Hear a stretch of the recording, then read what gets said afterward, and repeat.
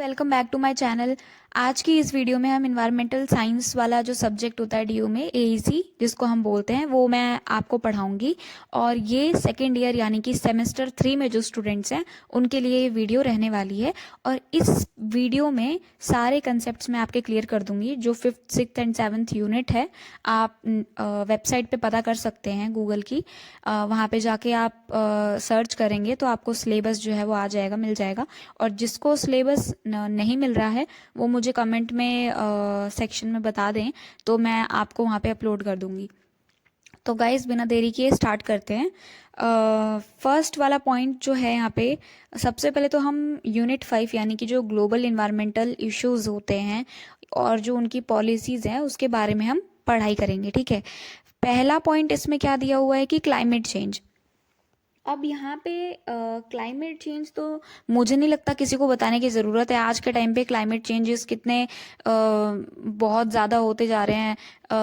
गर्मियों में बारिश हो रही है, सर्दियों में भी बारिश हो रही है, जब बारिश नहीं होनी है तब भी हो रही है।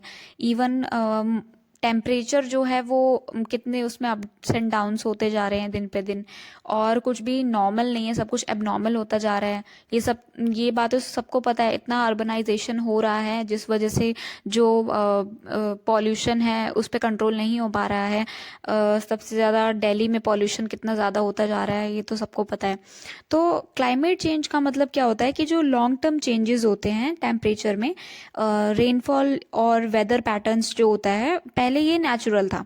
ठीक है, लेकिन अब क्या है कि मेनली ह्यूमन एक्टिविटीज़ की वजह से ये जैसे इंडस्ट्रीज, व्हीकल और डिफोरेस्टेशन, इसकी वजह से जो है ये एबनॉर्मल होता जा रहा है दिन पे दिन। यहाँ पे गाइस देखो लिखा भी हुआ है, climate change refers to long-term changes in temperature, rainfall, and weather patterns of the Earth. These changes may occur naturally, but today they are mainly caused by human activities such as burning fossil fuels, deforestation, and industrial pollution. Climate change leads to problems like floods, droughts, melting glaciers and rising sea levels. इसका effect क्या है, जो human activities हैं उनसे क्या effect पड़ेगा? कि सबसे पहला तो ग्लेशियर्स जो होंगे वो मेल्ट हो रहे हैं।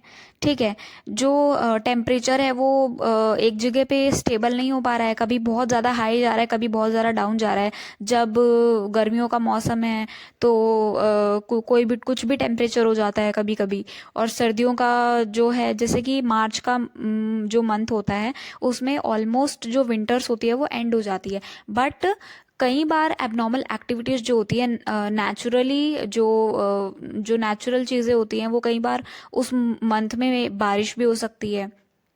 ठीक है, तो उसका जो अंदाज़ा है वो नहीं लगाया जा सकता। अब सेकंड वाले पॉइंट में क्या लिखा था कि सी लेवल जो है वो बढ़ सकता है, फ्लड्स, ड्रॉट्स जो कि ये जो है वो इंक्रीज हो सकते हैं। ठीक है, क्लाइमेट चेंज का मतलब क्या है कि अर्थ के बैलेंस को ये डिस्टर्ब कर रहा है। यानी कि इससे बहुत सारी जो लॉसेस हैं वो देखने को मिल सकते हैं। कई बार जो है वो बिना किसी रीज़न की वजह से बाढ़ आ जाती है, बिना किसी रीज़न की वजह से सूखा पड़ जाता है। ठीक है, तो ह्यूमन एक्टिविटीज़ अपने आप में ही उसमें उसके प्रॉन्स एंड कॉन्स हैं। ठीक है, अपने आप में ही एक एडवांटेज है और डिसएडवांटेजेस भी है। यानी कि एडवांटेजेस ये है कि देखो गाइस कि जो ह्यूमन्स हैं वो दिन पे दिन नई टेक्नोलॉजीज़ की खोज कर रहे हैं, जिसकी वजह से ग्रोथ जो है वो कंट्रीज़ की ज़्यादा हो रही है। जितनी भी पर्टिकुलर कंट्रीज़ हैं like India, US and Russia and all. ठीक है, तो जो क्लाइमेट्स चेंजेस हो रहे हैं उनका ये रीज़न भी हो सकता है कि जो ह्यूमंस हैं उनकी बढ़ती जो पॉपुलेशन है वो, समझ रहे हो ना गाइस, पॉपुलेशन। तो ये वाली लाइन भी तुम लिख सकते हो अगर डिसएडवांटेज में पूछा गया कि what are the disadvantages of climate change.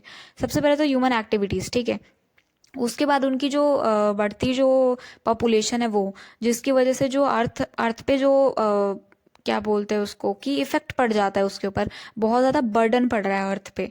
ठीक है, तो वो चीज़ इसमें बताई गई है। अब देखो इसमें सेकेंड लाइन में इसका एक जो निकल के आता है पॉइंट वो ये है कि ग्लोबल वार्मिंग। ठीक है, ये देखो यहाँ पे लिखा हुआ है कि global warming is the gradual increase in the average temperature of the earth's atmosphere. It mainly occurs due to the increase concentration of green house gases such as carbon dioxide, methane and nitrous oxide. These gases trap heat in the atmosphere and cause the earth's temperature to rise. ठीक है. Global warming तो देखो guys 6th class से सब पढ़ते आ रहे हैं, जिनको नहीं पता उनको बता दूं कि ग्लोबल वार्मिंग का मतलब होता है जब अर्थ का जो एवरेज टेम्परेचर होता है वो बढ़ जाता है. ठीक है. और ये होता क्यों है? जो ग्रीन हाउस गैसेज होती है ना, यानी हार्मफुल गैसेज, यानी कि जो कार्बन डाइऑक्साइड है, ठीक है, जो हम रिलीज करते हैं. ठीक है. हमें पेड़ों से क्या मिलता है गाइस? याद करो बचपन में जो डेफिनेशंस के साथ ऊपर जो डायग्राम्स बने हुए आते थे, जैसे कि एक लड़का होता था, पेड़ के पास खड़ा होता था और एरो करके उस पेड़ के पास जाता था CO2, एंड जो प्लांट होते थे वो एरो करके आता था उस लड़के के पास O2 यानी ऑक्सीजन. ठीक है. तो ऑक्सीजन हमें पेड़ों से मिलता है एंड हम उनको देते हैं. हम मतलब बदले में तो खैर नहीं, बट हम जो है अपनी बॉडी का CO2 जो है वो रिलीज करते हैं. ठीक है. मीथेन जो गैसेस हैं वो उसकी वजह से भी सबसे हार्मफुल गैस जो AC एंड रेफ्रिजरेटर में यानी फ्रिज में डलती है, CFC, क्लोरोफ्लोरोकार्बन, ये सब तो आपने पढ़ा होगा. ठीक है. अब इसके क्या इफेक्ट्स हैं? आइस जो है इसी की वजह से मेल्ट होती है, हीट वेव्स होती है इस वजह से, फॉरेस्ट में फायर इसकी वजह से लग जाती है. Global warming is equals to temperature increase problem. ठीक है. ग्लोबल वार्मिंग का मतलब ये होता है कि टेम्परेचर में इंक्रीज होगा और इसमें बहुत सारी प्रॉब्लम्स देखने को मिलेंगी, जैसे इन्वायरमेंट रिलेटेड. ठीक है. अब देखो थर्ड वाला पॉइंट इसी से निकल के आया, ग्रीन हाउस इफेक्ट. क्या है ग्रीन हाउस इफेक्ट? ये देखते हैं. देखो green house effect is a natural process in which certain gases. Guys देखो मैं ना इंग्लिश में डेफिनेशन जो है वो नहीं बोलूँगी, क्योंकि आप लोग जो हैं वो स्क्रीनशॉट लेके लिख सकते हैं. अगर मैंने इंग्लिश में इसको रीड किया एंड उसके बाद मैंने ट्रांसलेट किया हिंदी में तो बहुत ज़्यादा आप लोगों का लॉस हो जाएगा, टाइम भी बहुत वेस्ट हो जाएगा इसमें आप लोगों का. इस वजह से मैं सोच रही हूँ कि इसको नॉर्मल जो एक्सप्लेनेशन वाला जो होता है ना कि एक बार में दिमाग में छप जाए, वही मैं लैंग्वेज यूज़ करने वाली हूँ. ठीक है. तो अब मैं इंग्लिश रीडिंग नहीं करूँगी क्योंकि ये फिर रीडिंग करना ही हो जाएगा. जो क्लास में बच्चे को खड़ा करके बोलते हैं ना कि रीड करो एंड उसके बाद जो पढ़ रहा होता है उसको भी नहीं पता होता मैं इसका मतलब क्या है. तो मैं नॉर्मली जो मेरी जो टेक्निक है आप लोगों के माइंड में वो बात फिट करने की, तो मैं इसको नॉर्मल जो जिस तरह से मैं याद करती थी उस तरह से आपको भी याद करवाने की कोशिश कर रही हूँ. तो ग्रीन हाउस इफेक्ट क्या होता है? ये ग्रीन हाउस इफेक्ट एक नेचुरल प्रोसेस है जिसमें एटमॉस्फेयर जो है हीट को ट्रैप करता है. ठीक है. ये ज़रूरी भी होता है लाइफ के लिए, लेकिन जब गैसेस जो है वो ज़्यादा हो जाती है ना तो प्रॉब्लम्स क्रिएट हो जाती है. ठीक है. अब इसका जो सिंपल मतलब है वो क्या है कि ज़्यादा green house gases is equals to ज़्यादा हीट ट्रैप और is equals to global warming. ठीक है. फोर्थ वाला पॉइंट ओजोन लेयर डिप्लेशन. ये तो सबने ही पढ़ा होगा 6th क्लास में कि ओजोन लेयर डिप्लेशन होता क्या है. देखो ओजोन लेयर का मतलब है ये एक शील्ड है जो हमें UV यानी कि अल्ट्रा वायलेट रेज से प्रोटेक्ट करती है. अब CFC गैसेस जो मैंने ऊपर बात की थी, AC फ्रिज इसे डैमेज करती हैं. AC फ्रिज में जो यूज की जाती है CFC इसे डैमेज करती है. किसको? ओजोन लेयर को. अब इफेक्ट इसके क्या क्या हो सकते हैं? स्किन कैंसर हो सकता है इससे, अगर ओजोन लेयर दिन पे दिन देखो पतली होती जा रही है, न्यूज़ में भी बहुत खबरें आती हैं. ठीक है. वेबसाइट्स पे कहीं पे भी उठा के देखोगे तो ओजोन लेयर जैसे जैसे पतली होती जा रही है ना उसकी जो क्षमता है ना प्रोटेक्ट करने की वो कम होती जाएगी. उससे क्या होगा?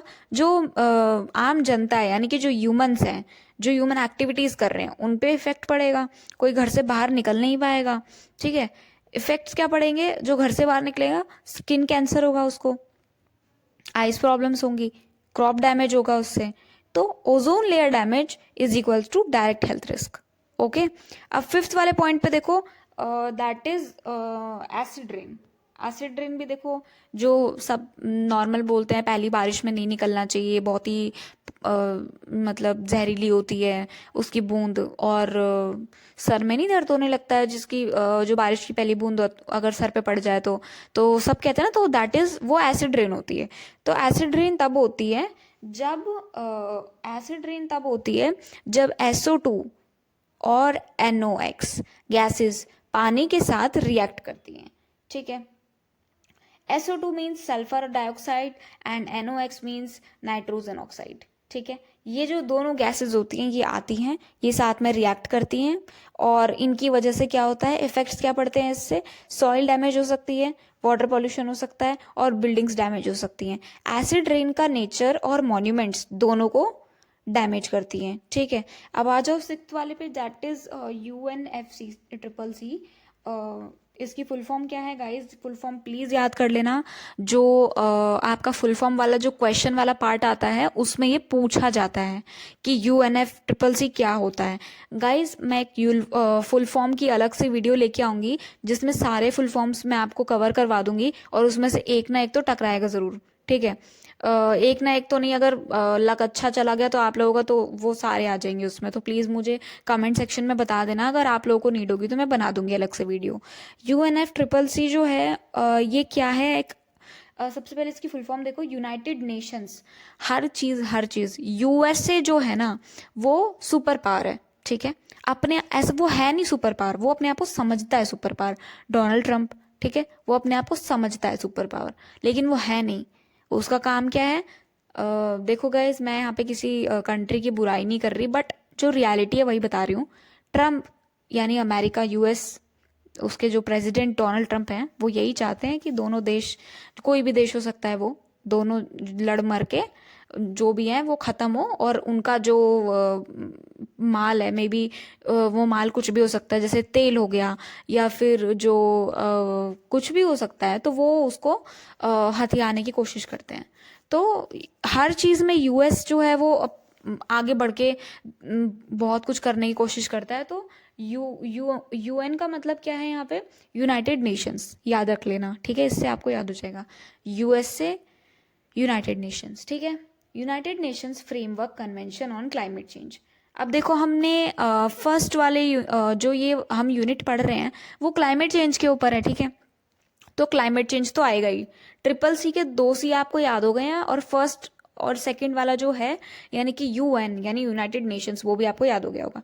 अब देखो चश्मे का क्या होता है, फ्रेम होता है, तो फ्रेम से आप लोग याद रख लेना फ्रेमवर्क, और कन्वेंशन यानी कि जो सुरक्षा होती है यानी प्रोटेक्शन, उससे याद रख सकते हैं आप लोग कन्वेंशन। अब आप लोग रिलेट कर पा रहे होंगे, ठीक है। तो ये वाला जो फुल फॉर्म है आपको याद हो जाएगा मे बी, मेरे हिसाब से, मैंने तो कोशिश करी आपको याद करवाने की। बाकी आप लोग देख लेना। ये एक इंटरनेशनल एग्रीमेंट होता है जो क्लाइमेट चेंज को कंट्रोल करने के लिए बनाया जाता है, ठीक है। कंट्रीज मिलकर ग्रीन हाउस गैसेस जो होती है कम करने की प्लानिंग करती हैं इसमें, कि किस तरह से उनको बचाया जाए, क्या उसके जो नुकसान है उससे उसको प्रोटेक्ट किया जाए और क्या उसमें नए बदलाव लाए जाए, ठीक है। तो इसमें क्या होता है, मीटिंग बिठा सकते हैं या फिर बातचीत हो सकती है, बहुत सारे लोगों की बातचीत होती है, ठीक है।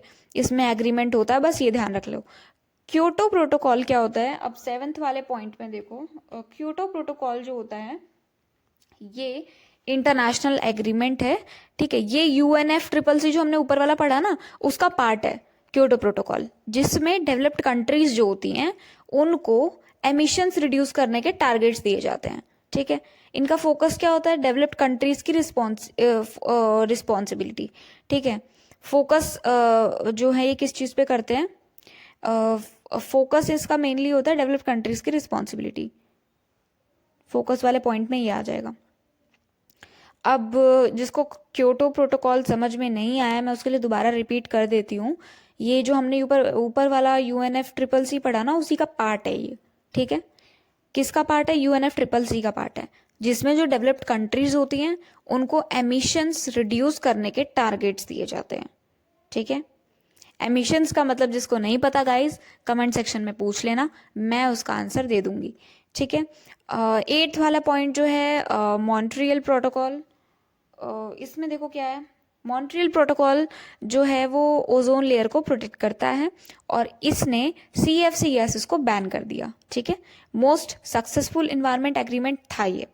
मॉन्ट्रियल प्रोटोकॉल दोबारा समझ लो क्या था, जो ओजोन लेयर को पतला कर रहा था, उसकी लेयर को CFC गैसेस उसको बैन किया गया, किसने, मॉन्ट्रियल प्रोटोकॉल ने।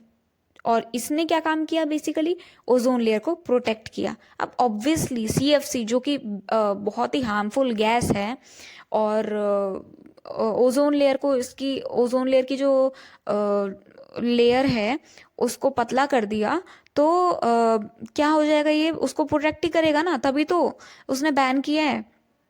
अब 9th वाले पॉइंट पे आओ, सीबीडी क्या होता है, कन्वेंशन ऑन बायोलॉजिकल डाइवर्सिटी इसकी फुल फॉर्म है, ठीक है। इस यूनिट में हम बायोलॉजिकल डाइवर्सिटी के बारे में भी पढ़ेंगे अभी, उसी से रिलेटेड नीचे अभी आएगा सस्टेनेबल डेवलपमेंट, ठीक है। नीचे ये, हाँ ये रहा देखो,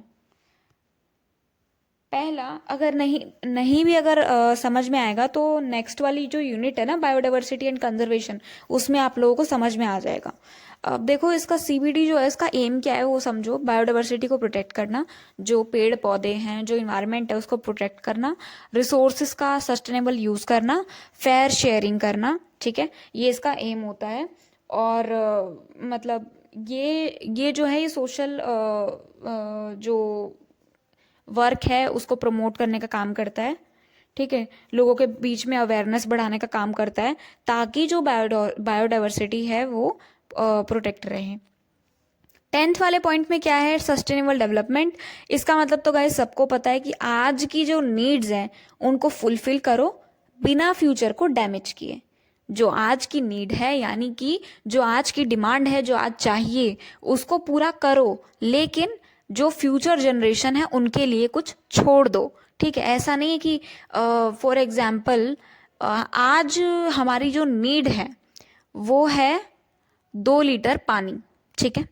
आज की जो हमारी नीड है वो क्या है, 2 लीटर पानी, लेकिन हमने यूज कर लिया 4 लीटर पानी, तो क्या हो जाएगा, वो 2 लीटर का नुकसान हो गया।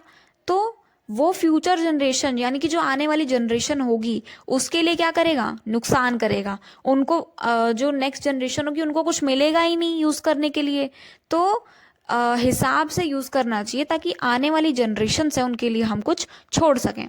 तो बार बार गाइज मैं जो सिलेबस है वो तो आपका ख़त्म हो ही गया है, फर्स्ट वाले यूनिट का। जो फर्स्ट वाला जो मैंने अभी यूनिट ख़त्म किया है उसका नाम है 5th वाली यूनिट, ठीक है। तो 5th वाली यूनिट में बेसिकली यही था कि कैसे हम बायोडाइवर्सिटी को प्रोटेक्ट करें, ओजोन लेयर क्या होती है, एसिड रेन क्या होती है, कुछ 2 प्रोटोकॉल्स आए थे वो पढ़ लेना गाइस, ठीक है, बहुत इंपॉर्टेंट प्रोटोकॉल्स हैं, एग्जाम में पिछले साल पूछा गया था। और सस्टेनेबल डेवलपमेंट तो गाइस सबको पता है, अभी लास्ट वाला जो ख़त्म किया है हमने। एग्जाम्पल मैं दे देती हूँ, इसका क्या था, रेन्यूएबल एनर्जी जो होती है उसको यूज़ करना, ठीक है। इसके यूज से जो है सस्टेनेबल डेवलपमेंट का जो गोल है वो पूरा हो सकता है। और देखो गाइज, मैं बार बार बोलती हूँ कि जो वाटर है ना, वो सबकी नीड है आज के टाइम पे, बट उसको लिमिट में यूज़ करना चाहिए, ताकि जो फ्यूचर जनरेशन है उनके लिए बचा हो।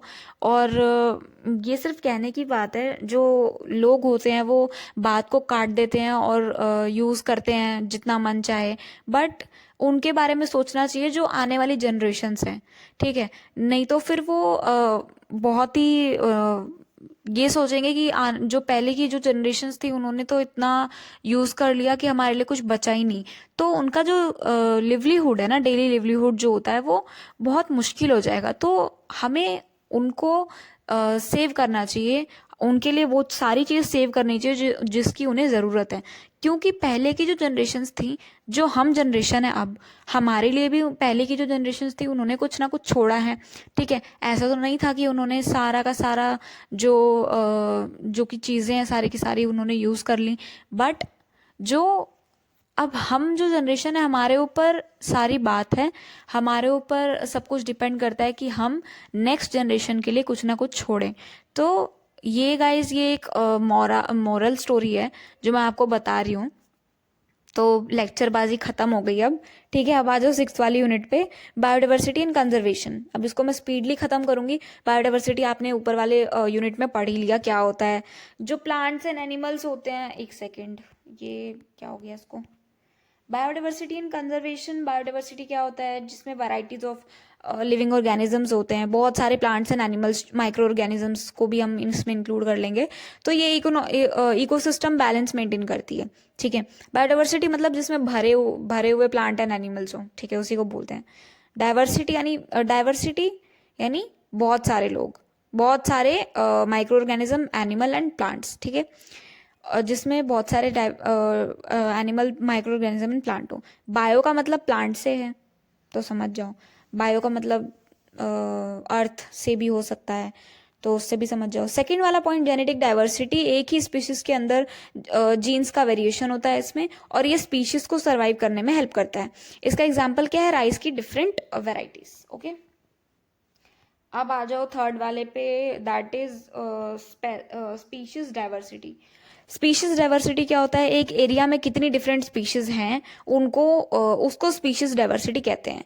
ज्यादा डाइवर्सिटी का मतलब क्या होता है, हेल्दी इकोसिस्टम, ठीक है। फोर्थ वाला इकोसिस्टम डाइवर्सिटी है, इसमें क्या है, डिफरेंट इकोसिस्टम्स होते हैं, जैसे कि फॉरेस्ट, डेजर्ट्स, वेटलैंड्स, हर इकोसिस्टम का एक अपना रोल होता है, ठीक है। फिफ्थ वाले पॉइंट पे आओ, दैट इज एंडेंजर्ड स्पीशीज। अब जो स्पीशीज खतरे में हैं, जैसे कि स्नो लेपर्ड, ठीक है, जिनकी पॉपुलेशन बहुत कम हो गई है उनको बोलते हैं बेसिकली, और जो खतरे में है, ठीक है, तो उनको प्रोटेक्ट करने के लिए बहुत सारे प्रोटोकॉल्स एंड बहुत सारे रूल्स एंड रेगुलेशंस होते हैं, ठीक है। अब आ जाओ सिक्स्थ वाले पॉइंट पे, दैट इज एंडेमिक स्पीशीज। क्या होती हैं, सिर्फ एक ही जगह मिलती हैं ये स्पीशीज ना बहुत ही यूनिक एंड रेयर होती हैं, ठीक है, जो सिर्फ एक ही जगह मिलती है और कहीं नहीं मिलती। अब आ जाओ सेवंथ वाले पॉइंट पे, that is biodiversity hotspot. Hotspot तो आप लोग जान ही गए होंगे, हॉटस्पॉट का मतलब क्या होता है, सबके मुंह से सुन लिया होगा आप लोगों ने, हॉटस्पॉट हॉटस्पॉट, ठीक है। हॉटस्पॉट क्या होता है, बायोडाइवर्सिटी हॉटस्पॉट होता है वो एरियाज होता है ये जहाँ पे हाई बायोडाइवर्सिटी होती है और हाई थ्रेट भी होता है, ठीक है। बहुत ज़्यादा बायोडाइवर्सिटी भी होती है लेकिन बहुत ज़्यादा खतरा भी होता है। एग्जाम्पल देख लो इसके, वेस्टर्न घाट्स, ठीक है, इसमें है नहीं, बट मैं आपको बता रही हूँ, तो अगर आपको लिख के आना एग्जाम में तो आप लिख के आ सकते हो, ठीक है। एट्थ वाले पॉइंट पे आओ, threat to biodiversity. Threat to biodiversity में क्या है कि डिफॉरेस्टेशन होता है, इसमें पॉल्यूशन होता है, क्लाइमेट चेंज होता है, पोचिंग होता है। इसका मेन रीजन क्या है, ह्यूमन एक्टिविटीज। फर्स्ट वाले जो इससे पहले यूनिट गई उसमें पढ़ाया था ह्यूमन एक्टिविटीज से कितने नुकसान होते हैं। हाँ, उसके अपने फायदे हैं, बिल्कुल हैं। टेक्नोलॉजीज में कितना डेवलप हुआ है, कितनी ग्रोथ की है ह्यूमन एक्टिविटीज ने, बहुत उसके लिए एफर्ट्स लगते हैं, लेकिन नो डाउट यहाँ पे उसके नुकसान भी हैं, क्योंकि पॉल्यूशन बहुत ज़्यादा होता है। हम अर्बनाइजेशन के लिए पेड़ों को इतना काट रहे हैं कि आने वाले टाइम में ऑक्सीजन की कमी हो जाएगी, ठीक है। तो हमारा ये फर्ज बनता है कि जितने हम पेड़ काट रहे हैं ना, उससे डबल हम उगाएं, ठीक है। क्लाइमेट चेंज इसी वजह से हो रहा है, पोचिंग इसी वजह से हो रही है। अब in situ and ex situ conservation पे आओ। इन सीटू एक्सिटू कंजर्वेशन ये थोड़ा सा कंफ्यूजिंग है, ठीक है, तो थोड़ा सा समझ के। बच्चे क्या करते हैं ना, इन सीटू में एक्सिटू लिखाते हैं और एक्सिटू में इन सीटू लिखाते हैं। मैंने खुद ने ये काम किया हुआ है, इसलिए मैं बोल रही हूँ, ठीक है। वो तो अच्छा हुआ मैंने रफ पेज पे किया था पहले, देन मैं पहले क्या करती हूँ ना, क्वेश्चंस जो होते हैं वो पहले पढ़ लेती हूँ कि मुझे ये अटेम्प्ट करना है, एंड देन पेपर डिस्ट्रीब्यूट के बाद मेरे को 5-10 मिनट लगते हैं ये डिसाइड करने में कि मेरे को कौन सा क्वेश्चन करना है। देन रफ पेज पे मैं ना क्या करती हूँ, लिख लेती हूँ कि ये इसमें ये था, इसमें ये था। मतलब हालांकि इतना टाइम नहीं होता, लेकिन कीवर्ड्स जो होते हैं ना, उसका कीवर्ड्स वो लिख लेती हूँ ताकि मुझे याद रहे कि इसमें ये था। तो मैंने क्या किया था ना, गलती से रफ पेज में ना इंसीटू का एक्सीटू में लिख दिया, एक्सीटू का इंसीटू में। देन बाद में मुझे रियलाइज हुआ, जब मैंने ना पेन से, मुझे थोड़ा डाउट हो रहा था इसलिए मैंने पेंसिल से पहले लिख लिया था रफ पेज बना के। देन बाद में मुझे रियलाइज हुआ कि नहीं, ये दोनों तो अपोजिट लिख दिया है मैंने। फिर बाद में मैंने उसको ठीक कर दिया, उसी टाइम पे जब एग्जाम चल रहा था, खत्म ही होने वाला था, 5 मिनट के अंदर मैंने ठीक किया, पेन से खुद से लिख के, ठीक है। इंसीटू का मतलब समझो, स्पीशीज को नेचुरल हैबिटेट में प्रोटेक्ट करना, उन्हीं के नेचुरल हैबिटेट में, जैसे वो जीते हैं उन्हीं के नेचुरल हैबिटेट में जहां वो रहते हैं, ठीक है। नेशनल पार्क्स एग्जाम्पल है इसका। एक्सीटू क्या होता है, स्पीशीज को नेचुरल हैबिटेट के बाहर प्रोटेक्ट करना, यानी कि जहां वो रहते हैं, जहां उनका नेचुरल हैबिटेट है उसके बाहर, यानी कि जू वगैरह, सीड बैंक्स हो गया, ठीक है। अब आ जाओ लास्ट वाली unit that is human communities and environment. First point is human population growth. इसमें सबको पता है, अभी थोड़ी देर पहले ही मैंने स्टार्ट किया था फर्स्ट यूनिट, जो इससे पहले यूनिट गई फिफ्थ वाली, उसमें भी मैंने स्टार्ट किया था। मैं बार बार फर्स्ट यूनिट बोल रही हूँ, सॉरी गाइस। ह्यूमन पॉपुलेशन में क्या है, पॉपुलेशन बढ़ने से रिसोर्सेज पर प्रेशर बनता है। मैंने बताया था ना आपको कि अर्थ पे कितना प्रेशर बनता है, कितना बर्डन पड़ जाता है, एक्स्ट्रा मतलब ओवर बर्डन हो जाता है हर चीज़ पे, ठीक है। ज़्यादा फिर रिसोर्सेज उनके लिए लगेंगे, ज़्यादा वो उसको ख़राब करेंगे, जो भी फ़ायदा होगा उसका नुकसान करेंगे, ठीक है। जो नेचुरली मिलता है जो हमें इन्वायरमेंट से, उसका भी नुकसान, कितना हार्म होता है उनको। माना कि प्रॉफिट होता है, लेकिन नो डाउट कि जो है हम उनके हित में ही काम करते हैं इन्वायरमेंट के, बट सारे लोग एक जैसे नहीं होते। कुछ लोग जो हैं वो एक लोग आया, एक आया पेड़ उगा रहा है, तो दूसरा आएगा पेड़ काट के जाएगा। तो सब लोग एक जैसे नहीं होते। पॉपुलेशन बढ़ने से क्या होता है ना, रिसोर्सेज पर प्रेशर बन जाता है। अब इसके इफेक्ट देखो, सबसे पहला दैट इज पॉल्यूशन, डिफोरेस्टेशन, पेड़ काटना, वाटर की स्टोरेज शॉर्टेज, ठीक है। सॉरी गाइज, थोड़ा गला खराब है। सेकंड वाले पॉइंट में अर्बनाइजेशन की बात कही है। अर्बनाइजेशन का मतलब क्या होता है, विलेज से सिटी जो है उसमें शिफ्ट होना, उसी को हम अर्बनाइजेशन बोलते हैं। इससे क्या होता है, डेवलपमेंट होता है, लेकिन पॉल्यूशन भी बढ़ता है, ठीक है। थर्ड वाले पॉइंट पे आओ, दैट इज इंडस्ट्रियलाइजेशन। अब इसमें क्या होता है, एक सेकेंड, इंडस्ट्रियलाइजेशन में क्या होता है, इसमें क्या होता है कि इंडस्ट्रीज डेवलपमेंट के लिए ज़रूरी है, ठीक है। इंडस्ट्रीज जो हैं वो डेवलपमेंट के लिए ज़रूरी हैं, पर ये पॉल्यूशन भी क्रिएट करती हैं। जितना ज़्यादा डेवलपमेंट उतना ज़्यादा हार्म, ठीक है। आपने देखा होगा कि इंडस्ट्रीज में कितना सारा केमिकल का यूज होता है, और वो सारा जो है वो नालियों में बहता है, कई बार तो नदियों में तक बह जाता है, ठीक है। और जो इंडस्ट्रीज होती हैं, वो कई इंडस्ट्रीज होती हैं जो धुआं कितना कर देती हैं। आप लोगों ने साइंस में जब 6th 7th 8th 9th में होंगे, तो आप लोगों ने अपनी ही बुक्स में देखा होगा, आपको याद आ रहा होगा थोड़ा थोड़ा, जब आप आईज क्लोज करेंगे देन एक वहाँ पे डायग्राम बना होता था, जिसमें जो इंडस्ट्रीज हैं उसके जो चिमनीज हैं उसके ऊपर से ब्लैक कलर का धुआं उठ रहा होता था, दैट इज एयर पॉल्यूशन, ठीक है। और उनके जो पाइपलाइंस हैं, ठीक है, जो डायरेक्ट कनेक्टेड है, जो नाली वगैरह होती है, ठीक है, ड्रेन्स वगैरह होते हैं वहाँ पे, तो वहाँ से क्या बह रहा होता था, जो वाटर जो मतलब केमिकल्स वगैरह है उसमें गिर रहा होता था। तो आप लोगों ने ध्यान दिया होगा अगर, तो आप लोगों को याद आ रहा होगा वो जो मैं आपको बताने की कोशिश कर रही हूँ। अब देखो, कार्बन फुटप्रिंट क्या होता है। कार्बन फुटप्रिंट का मतलब होता है टोटल ग्रीन हाउस गैसेस जो हम प्रोड्यूस करते हैं। सोर्सेस क्या होते हैं इसके, कार्स, इलेक्ट्रिसिटी, फैक्ट्रीज, ठीक है। अब ये देखो, इन्वायरमेंटल मोमेंट्स, इसमें क्या होता है, ये मोमेंट्स जो होते हैं वो नेचर को प्रोटेक्ट करने के लिए होते हैं। कुछ मूवमेंट्स ऐसी होती हैं जो नेचर को प्रोटेक्ट करने के लिए होती हैं। डिटेल में अगर जानना है ये सब, तो फिर मुझे कमेंट कर दो। वीडियो जब अपलोड हो जाएगी तो उसमें कमेंट कर देना, मैं डिटेल में वीडियोस बना दूंगी। मैं शॉर्टकट में इसलिए बता रही हूँ क्योंकि एंड मोमेंट पे ना कुछ भी समझ में नहीं आ रहा होता है, और लॉन्ग इतनी वीडियोस होती है कि उसमें ना कुछ समझ में नहीं आता है कि क्या लिखें क्या ना लिखें, और बहुत लॉन्ग जा रहा होता है वो वीडियो। तो मैंने शॉर्ट में ना ये जो 3 यूनिट्स हैं वो मैंने ख़त्म करवा दी हैं, ताकि सैम 3 वालों तुम्हें दिक्कत ना हो, ठीक है। इसको शॉर्ट में पढ़ के तुम लोग पॉइंट्स अपने आप बना सकते हो। और गाइस, ईवीएस है, इन्वायरमेंटल साइंस है, तुम लोग थोड़ा बहुत अगर इन्वायरमेंट से रिलेट करके भी लिखोगे ना तो आराम से बना लोगे, ठीक है। बस तुम्हें ये पता होना चाहिए कि उसमें लिखना क्या है। तो मेन तो मैंने तुम लोग को बता ही दिया आइडिया क्या क्या लिखना है, बाकी तो तुम लोग बना के लिख ही लोगे, इतना तो तुम लोग एक्सपर्ट हो ही, ठीक है। अब आ जाओ चिपको मूवमेंट। देखो इसमें चिपकते हैं, ठीक है। चिपको मूवमेंट का मतलब है चिपकना। चिपको से याद रख लेना, चिपको भाई, ठीक है। तो चिपको का मतलब क्या है कि हक करना, समझ रहे हो। उत्तराखंड में लोगों ने ट्रीज को हक करके उन्हें बचाया था। जब कई बार ना क्या होता है, गवर्नमेंट जो होती है वो प्रोजेक्ट पे काम कर रही होती है, जैसे कि दामोदर वैली कॉरपोरेशन, आप लोगों ने सुना होगा, दामोदर नदी के ऊपर एक बहुत पहले काम किया था, जिसमें I think 19 I don't know, मुझे एग्जैक्ट जो है वो याद नहीं आ रहा है, बट काम किया था।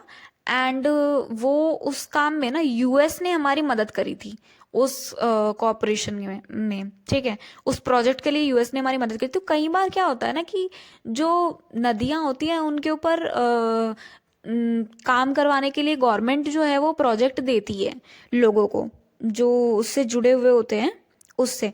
तो दिया होगा उत्तराखंड में जो पेड़ है वहां पे उनको काटने का, ताकि वहां पे कोई नया प्रोजेक्ट शुरू किया जाए। अब देखो इससे फायदा तो है लेकिन नुकसान भी है। नुकसान कब है? जब आप पेड़ों को काट दो एंड वहां पे आपने जो प्रोजेक्ट, आपने जो ड्रीम्स देखे थे वो आप वहां पे कर लो, स्टेबल कर लो। वहां पे दूसरे पेड़ ना उगा के आप गलती करोगे, वहां के लोगों को परेशान करोगे, ठीक है। और यही नुकसान हो जाता है फिर इन्वायरमेंट के ऊपर, और उनके ऊपर बर्डन ज्यादा पड़ जाता है फिर। तो लोगों ने क्या किया था कि नहीं, हम पेड़ों को जो है कटने नहीं देंगे। तो पेड़ों ने ना पेड़ों ने कह रही हूँ, जो लोग हैं ना, लोगों ने आगे आके उनको पेड़ों को हक कर लिया था, ताकि कोई भी, मतलब वो आगे आके हक करने का मतलब है इन द सेंस कि वो आगे आ गए थे एंड उन्होंने, सबने, ग्रुप था एक उनका, उन्होंने सबने जो है बहुत प्रोटेक्ट किया था पेड़ों को एंड उन्होंने बचा लिया फिर। तो गवर्नमेंट ने भी डिनाई कर दिया कि हम प्रोजेक्ट नहीं पे, उस पे काम नहीं करेंगे। अब 7th वाले पॉइंट पे आओ, साइलेंट वैली मूवमेंट। इसमें क्या था कि केरला में जो रेन फॉरेस्ट को डैम प्रोजेक्ट से बचाया गया, ठीक है। केरला में जो रेन फॉरेस्ट है उसको डैम प्रोजेक्ट से बचाया गया। जैसे मैंने अभी तुम लोगों को पहले ही बताया कि डैम्स बनाना, पेड़ों को काट के वहां पे कुछ कोई प्रोजेक्ट पे काम करना, ठीक है, डेवलपमेंट के लिए, फर्दर डेवलपमेंट के लिए, ग्रोथ के लिए, फॉर द कंट्री, ठीक है। तो कई बार ऐसे डिसीजंस लिए जाते हैं, तो उसको बचाया गया था। अब आ जाओ 8th वाले पॉइंट पे, Appiko movement, that is Appiko movement. अब देखो एपिको मूवमेंट क्या है। इसमें कर्नाटका में फॉरेस्ट प्रोटेक्शन के लिए मूवमेंट। गाइस देखो ये जितने भी है ना, मेजरली है ना, मेजरली जितने भी हैं सारे पेड़ को बचाने के लिए कोई ना कोई मूवमेंट है। अब आपको ये याद रखना है कि ये कौन से स्टेट्स में किया है, ठीक है। इसकी ट्रिक्स भी अगर आप लोगों को चाहिए तो प्लीज कमेंट कर देना, मैं ट्रिक्स बना के आपको भेज दूंगी। वैसे मैंने अपने टाइम पे बनाई थी ये ट्रिक्स याद रखने के लिए कि कौन से स्टेट में क्या है। तो अगर आप लोगों को चाहिए तो प्लीज कमेंट करना। अब 9th वाले पे आओ, नर्मदा बचाओ आंदोलन, ठीक है। नर्मदा नदी बहुत अच्छी नदी है गाइस। जिसने नहीं देखी प्लीज गूगल बाबा से पूछो, ठीक है। 9th वाले पॉइंट में आओ, इसमें क्या है, डैम्स के अगेंस्ट मूवमेंट जिसमें रिप्लेसमेंट इशू हाईलाइट हुआ।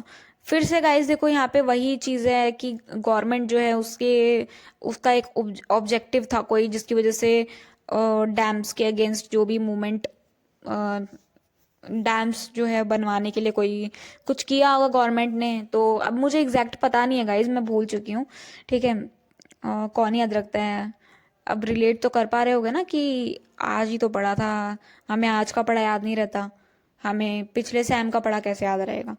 थर्ड, अब आ जाओ 10th वाले पॉइंट पे, that is the last point, environmental awareness. इसमें क्या है, लोगों को इन्वायरमेंट के इम्पोर्टेंस के बारे में एजुकेट करना। अब देखो guys, environmental awareness, awareness word से ही आप लोगों को समझ में आ गया होगा कि अवेयर करना, उसके बारे में बताना कि क्या इसके नुकसान है, क्या इसके फायदे हैं। ज्यादा पेड़ को उगाना, ज्यादा से ज्यादा ग्रो करना, cutting down of trees should be stopped and more trees should be planted, ठीक है। तो ये वाला जो पर्सपेक्टिव है ना, वो एक हद तक बहुत आप लोगों ने सुना होगा स्वच्छ भारत अभियान के बारे में, ठीक है। तो वो जब आया था तो उससे क्या हुआ था कि लोग हैं वो बड़े इंस्पायर भी हुए, उन्होंने बहुत काम किया, उन्होंने बहुत हाथ बढ़ाया अपने भारत को स्वच्छ करने के लिए। हालांकि ज़्यादा कामयाब हो नहीं पाए, बट थोड़ा बहुत उनको उन्होंने काम किया और सब एक साथ मिलकर काम करे, यूनिटी बन के काम किया सबने, ठीक है। स्वच्छ भारत इसका एक सबसे बढ़िया एग्जाम्पल है और इसमें लोगों को एजुकेट किया। तो अब लास्ट में ये जो यूनिट्स हैं ये तीनों की तीनों खत्म होती हैं। लास्ट में मैं यही बोलना चाहूंगी गाइस कि इन्वायरमेंट को प्रोटेक्ट करना सिर्फ गवर्नमेंट की रिस्पॉन्सिबिलिटीज नहीं होती है, ठीक है। कि एक गवर्नमेंट है, उसने अवेयरनेस की जरूरत ही क्यों है? क्यों अवेयरनेस की ज़रूरत है? हमें खुद से पता होना चाहिए कि हम पेड़ जो हैं वो हमें क्या कुछ नहीं देते। ठीक है, एक पेड़ को उगाने में कितनी मेहनत लगती है। वो इंसान जिसने पेड़ को उगाया, उसको उसको कितनी मेहनत लगी होगी, धूप छांव का उसको कोई फर्क नहीं पड़ा, तब जाके वो पेड़ कितना लंबा हुआ होगा, कितना बड़ा हुआ होगा। ठीक है, और उसने उसको खाने के लिए फल दिए, ठीक है, रहने के लिए छाया दी। ठीक है, एक टाइम पे ना जिसका घर नहीं होता ना वो भी पेड़ के नीचे जाके बैठ जाता है, जिसको छाया चाहिए होती है ना वो भी पेड़ ढूंढते हैं। तो गाइस, जो पेड़ काटते हैं ना उनको फिर छाया, पेड़ की छाया ढूंढने का कोई हक नहीं होता। ठीक है, तो जो इन्वायरमेंट को प्रोटेक्ट करना सिर्फ गवर्नमेंट की रिस्पॉन्सिबिलिटी नहीं है, बल्कि हर एक इंडिविजुअल की ड्यूटी है ये, कि हम